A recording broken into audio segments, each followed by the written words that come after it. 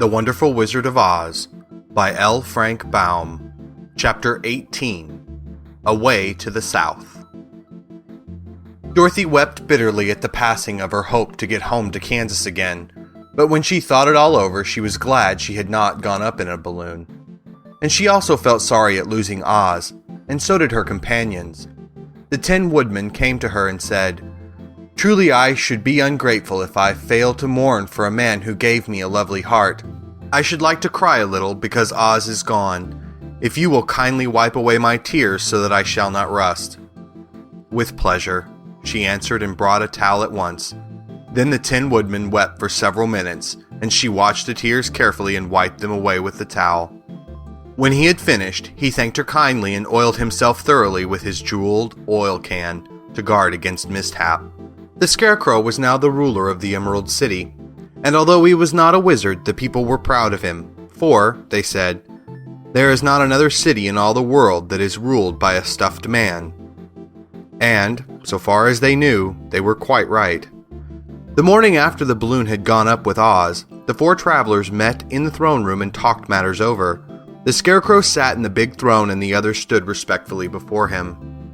"We are not so unlucky," said the new ruler, "for this palace and the Emerald City belong to us, and we can do just as we please. When I remember that a short time ago I was up on a pole in a farmer's cornfield, and that now I am the ruler of this beautiful city, I am quite satisfied with my lot." "I also," said the Tin Woodman, "am well pleased with my new heart, and, really, that was the only thing I wished in all the world. For my part, I am content in knowing I am as brave as any beast that ever lived, if not braver," said the Lion modestly. "If Dorothy would only be contented to live in the Emerald City," continued the Scarecrow, "we might all be happy together." "But I don't want to live here," cried Dorothy. "I want to go to Kansas and live with Aunt Em and Uncle Henry."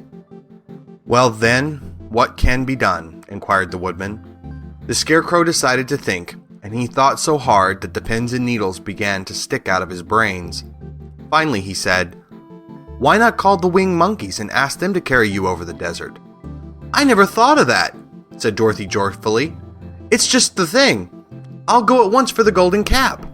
When she brought it into the throne room, she spoke the magic words, and soon the band of winged monkeys flew in through the open window and stood beside her. "This is the second time you have called us," said the Monkey King, bowing before the little girl. "What do you wish?" "I want you to fly with me to Kansas," said Dorothy. But the Monkey King shook his head. "This cannot be done," he said. "We belong to this country alone and cannot leave it. There has never been a winged monkey in Kansas yet, and I suppose there never will be, for they don't belong there.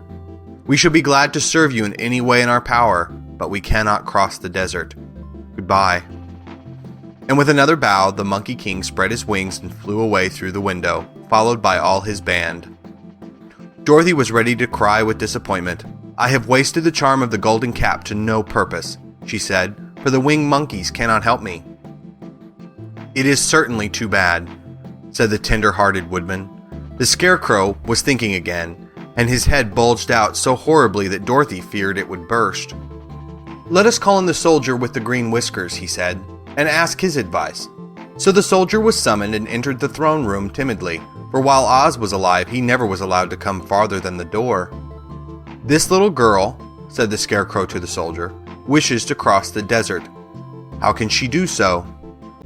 "I cannot tell," answered the soldier, "for no one has ever crossed the desert, unless it is Oz himself." "Is there no one who will help me?" asked Dorothy earnestly. "Glinda might," he suggested. "Who is Glinda?" inquired the Scarecrow. "The Witch of the South. She is the most powerful of all the witches and rules over the Quadlings. Besides, her castle stands on the edge of the desert, so she may know a way to cross it." "Glinda is a good witch, isn't she?" asked the child. "The Quadlings think she is good," said the soldier, "and she is kind to everyone.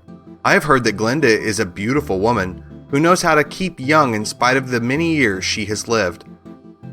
"How can I get to her castle?" asked Dorothy. "The road is straight to the south," he answered, "but is said to be full of dangers to travelers. There are wild beasts in the woods, and a race of queer men who do not like strangers to cross their country. For this reason, none of the Quadlings ever come to the Emerald City. The soldier then left them, and the Scarecrow said, "It seems, in spite of dangers, that the best thing Dorothy can do is travel to the land of the South and ask Glinda to help her. For, of course, if Dorothy stays here, she will never get back to Kansas." "You must have been thinking again," remarked the Tin Woodman. "I have," said the Scarecrow. "I shall go with Dorothy," declared the Lion, "for I am tired of your city and long for the woods and the country again. I am really a wild beast, you know. Besides, Dorothy will need someone to protect her." "That is true," agreed the Woodman. "My axe may be of service to her, so I shall go with her to the land of the South." "When shall we start?" asked the Scarecrow. "Are you going?" they asked in surprise. "Certainly. If it wasn't for Dorothy, I should never have had brains. She lifted me from the pole in the cornfield and brought me to the Emerald City. So my good luck is all due to her, and I shall never leave her until she starts back to Kansas for good and all." "Thank you," said Dorothy gratefully. "You are all very kind to me. But I should like to start as soon as possible." "We shall go tomorrow morning," returned the Scarecrow. "So, now let us all get ready, for it will be a long journey." End of chapter 18.